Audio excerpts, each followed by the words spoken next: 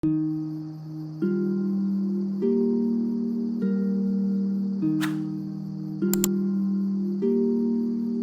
and welcome to Cozy Noah Vibes, the podcast where we listen, we relax, and we get sleepy. I'm Noah, your host.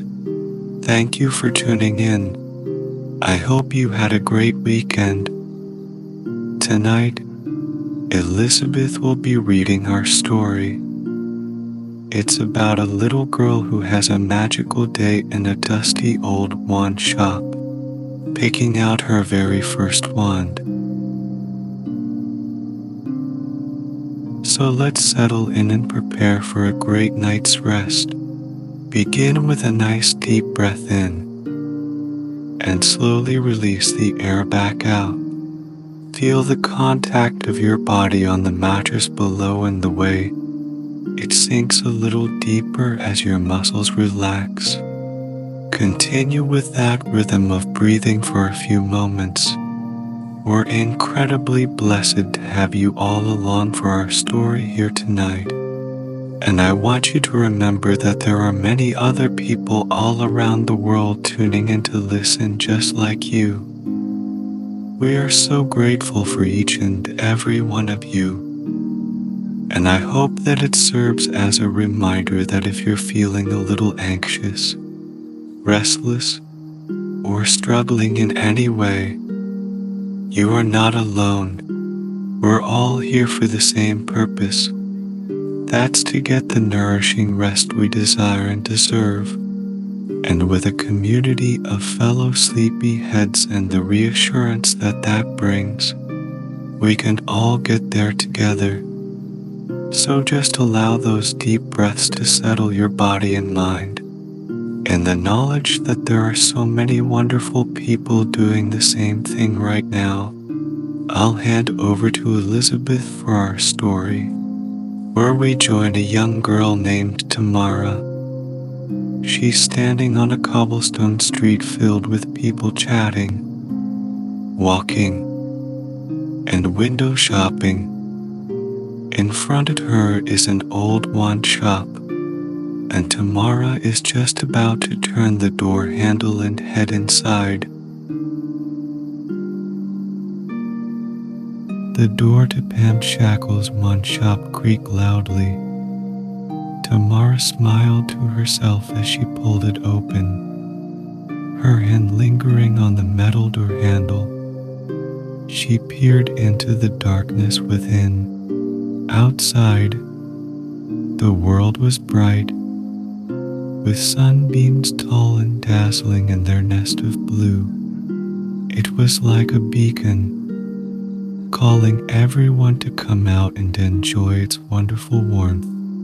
The cobbled streets bustled with people milling around, busying themselves with shopping. Families walk with their children, bags draped over their shoulders and clutched in their hands. Every bag was brimming with large leather-bound books, wands, and potion bottles. The air outside was filled with excitement. Inside the shop, it was quiet and peaceful. Stepping over the threshold, and Tamara found herself in a small room, dimly lit by a single bulb hanging from the ceiling. A thin stream of sunlight filtered in through a circular window in the door. She waited until her eyes adjusted to the dark room before she let go of the door and allowed it to swing shut. Ahead of her stood a tall woman and a little boy about Tamara's age. The woman wore a big purple hat whose enormous brim hid almost all of her face. A large white feather poked out of it, and Tamara pushed down the urge to touch it. The boy beside her already had a wand in his hand. He stared at it in awe and stroked its handle gently. They didn't seem to notice Tamara's presence yet, and she stayed quiet in the doorway. For a moment, Tamara closed her eyes and inhaled the scent of wooden mothballs, which reminded her of her grandmother's attic. It smelled old and dusty, with a hint of cedar and resin. Opening her eyes again, she looked more closely at her surroundings. In front of her was a short oak desk, and behind it, a red velvet curtain parted slightly to reveal a long dark corridor. She could hear someone moving things around on the other side of the curtain. Tamara realized she was holding her breath as she approached the desk. She was finally going to meet Pam Shackle. He was something of a legend in her household. He was the person who had sold everyone she knew their wands. Her mother had a Pam Shackle wand, as did her grandmother. Excitement buzzed in her stomach. She couldn't believe it. Here she was, ready to get her very own wand, taking her first step towards her future as a wizard. Tamara's mind flashed with the images of the stories she'd been told ever since she was a little girl. All she had ever wanted was this, to be like her family, like her mother, to be a great wizard. This was a moment she had dreamed about. She couldn't wait to show her mother the wand Pam Shackle helped her choose when they first left home for the shopping trip today. Tamara had begged her mother to let her go into Pam Shackle's alone. Somehow, it made her feel more grown up. When she'd imagined this moment in the past, she was always alone in the shop. This felt like a private time to her, when she and her magic collided and formed an eternal bond. But she didn't mind that the woman and the boy were in the shop too. Now that she was really here, she found the presence of other people comforting and reassuring. Tamara refocused her attention on the desk in front of her and the corridor beyond. With a grin, she reached a shaky hand towards the bell on the desk and let it ring once. Almost immediately, she heard what sounded like wooden sawdust pattering to the floor. She glanced around to see if the others had noticed the commotion too. They were otherwise engaged. The woman's hat was now levitating off her head. Tamara's eyes widened as she watched the boy raising his wand in her direction. He seemed just as surprised to be doing magic as Tamara was to see him do it. Just then, an old man appeared from the hallway behind the velvet curtain.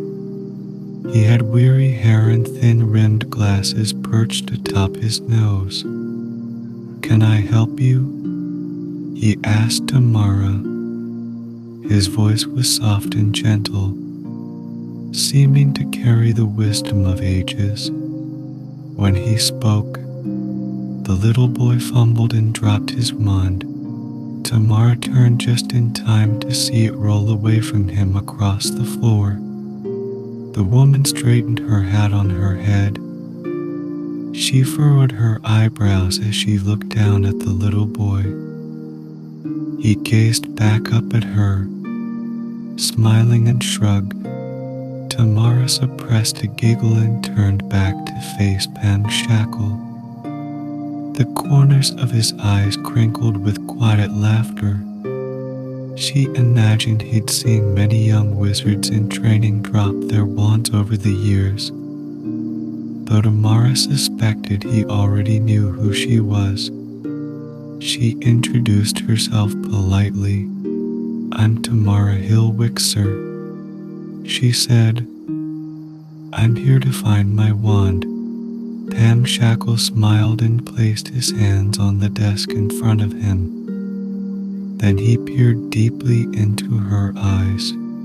He had a kind face, Tamara decided. For a few moments, the two of them stood still, gazing at one another.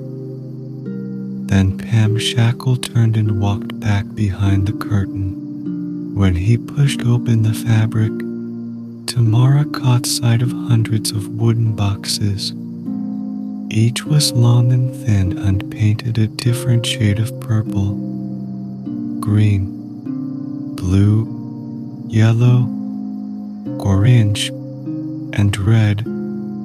A few of the boxes at the very top were silver, black, and white, but they were dusty and looked as though they hadn't been moved in decades.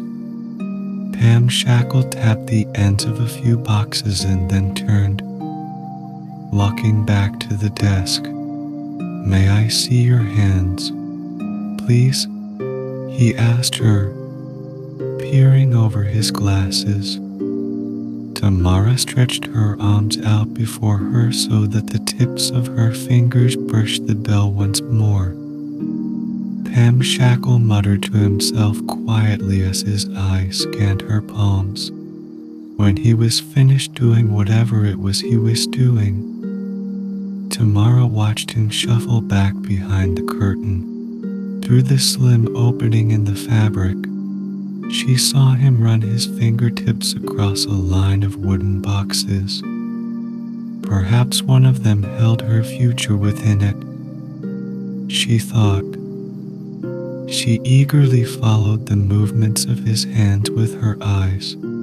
There were so many boxes to choose from. Secretly, Tamara hoped for a yellow box. It was the color she liked best, given her love of sunflowers. Having a pretty yellow case for her wand would be wonderful. She imagined how nice it would look in her room. Pam Shackle's nimble fingers stopped on a red box, but Tamara couldn't feel disappointed. She was far too excited. He wiggled the box out of its place, wedged among four other boxes, as Tamara held her breath. He moved the curtain out of the way and returned to the main room where she was standing. He placed it on the desk in front of her. Tamara felt her heart begin to beat a little faster. Could this be it? She wondered. She reached out and opened the red box. Inside, resting on a bed of sawdust, was a thick, rounded wand. The tip wasn't thin and pointed like her mother's. Instead, it looked rather stubby. The handle was quite simple, with no ornate designs and no fancy engraving. The wand didn't seem elegant to Tamara. In fact, it just looked like an ordinary stick. She knew she couldn't be picky if the wand turned out to be a good match, but she didn't feel drawn to this one. There was no magic pull. Pam Shackle gestured to her, and Tamara plucked the wand from the sawdust. It slipped into her fingers with ease, but it felt wrong somehow. It was much too big for her hand and too smooth, like it had been oiled. She turned it over, feeling the hardwood in her palm. Before Pam Shackle gave her a small nod of encouragement, she tentatively flicked her wrist. Absolutely nothing happened. No hats levitated. No lights flickered. It was as if she'd never touched the wand at all. The boy looked over at her, as though waiting for something to happen. When nothing did, he turned back to his own wand. Pam Shackle shook his head and pulling the wand from Tamara's hand, placed it gently back in the box. He carried it through the curtain and slipped it back into the empty spot on the shelf. Tamara tried to refrain from letting out a sigh of relief. She didn't know what her wand would look like, but she knew she didn't want it to be so ordinary. As she waited for Pam Shackle to pick something else out for her, she listened to the quiet conversation behind her. The woman apparently was the boy's aunt. They were waiting for someone to meet them before going on to finish the rest of their shopping. Tamara looked over at the boy. He was excited about the wand he held protectively in his hand. The woman seemed as though she'd been in this shop 1,000 times before. Tamara wondered how many other nieces and nephews she had escorted here. She also wondered what it was like when the woman was her own age. The first time she'd come to Pam Shackle's for her very first wand, Tamara wondered if the woman had felt the same butterflies that were in her own stomach now, or if she came in confidently, sure she would be able to find a wand that was right for her. Tamara could feel her butterflies continuing to flutter as Pam Shackle turned to face her with another box in his hands. This one was a teal color. It wasn't yellow, but hopefully what it held inside would be just the wand for her. She eased it open, and Tamara smiled. This wand was beautiful. It had a spiraling tail that reminded her of a mermaid. The tip of the wand was pointed and it was made from light oak. When she picked it up, she was surprised to feel how delicate it was. But while this wand didn't give her the same wrong feeling as the last one, she thought it was too light and too delicate. It was as though it would break into 1,000,000 pieces in her hands if she wasn't careful with it. Once again, she waved it gently through the air. For the second time, absolutely nothing happened. Gingerly, she placed the wand back into its bed of sawdust. Once it was out of her hands, she gave a sigh of relief. She hadn't realized until now just how much she'd been afraid of breaking it. She pushed the box across the desk towards Pam Shackle. His eyes glittered and he winked at her before turning back to the heavy curtain. Tamara didn't say anything out loud. She was beginning to wonder if she'd ever find the perfect wand. But Pam Shackle didn't seem worried. He was patient and kind as he continued browsing the wooden boxes. She heard him start humming to himself while he absently tapped boxes one at a time. Then he turned to face her through the curtain. "Tell me something about yourself," he asked her. Tamara thought about it for a moment. "I love sunflowers," she said quietly. Pam Shackle nodded to himself and turned back to the shelves.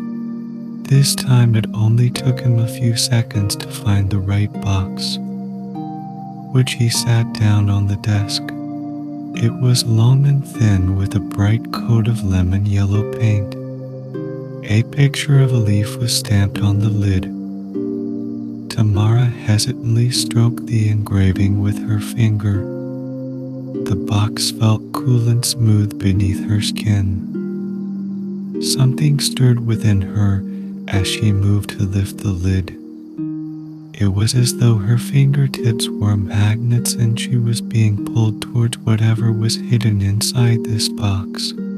She lifted the lid carefully and felt her heart beat louder as she discovered what lay within. The wand was smooth and made of a dark wood that reminded her of nighttime in her favorite forest. As she looked at it now, she could see the gnarled trunks of the trees she played under. She could feel the rough bark beneath her palms and smell the evening mist on the leaves.